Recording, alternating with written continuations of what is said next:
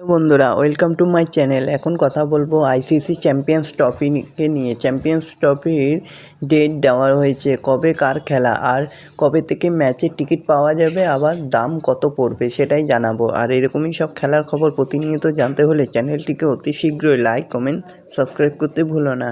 তো বন্ধুরা, চ্যাম্পিয়ন্স ট্রফিতে ভারতের ম্যাচের টিকিট কত থেকে শুরু হচ্ছে সোমবার থেকে, এবং দাম কত পড়বে সেটাই জানাবো। দুবাইয়ে গিয়ে যারা চ্যাম্পিয়ন্স ট্রফিতে ভারত ম্যাচ দেখতে চান তাদের জন্য সুখবর। সোমবার বিকাল 5:30 থেকে টিকিট বিক্রি শুরু হয়ে গেছে। সর্বনিম্ন টিকিটের দাম 125 দিরহাম বা ভারতীয় মুদ্রায় 2900 টাকার কাছাকাছি।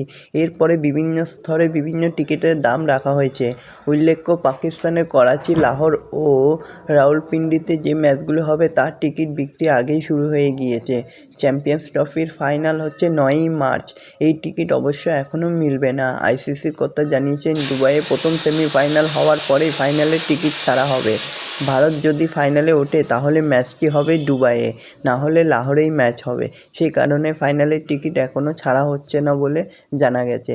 এবারে চ্যাম্পিয়ন্স ট্রফির আয়োজক হচ্ছে পাকিস্তান, তবে ভারতের ম্যাচগুলো হবে দুবাইয়ে।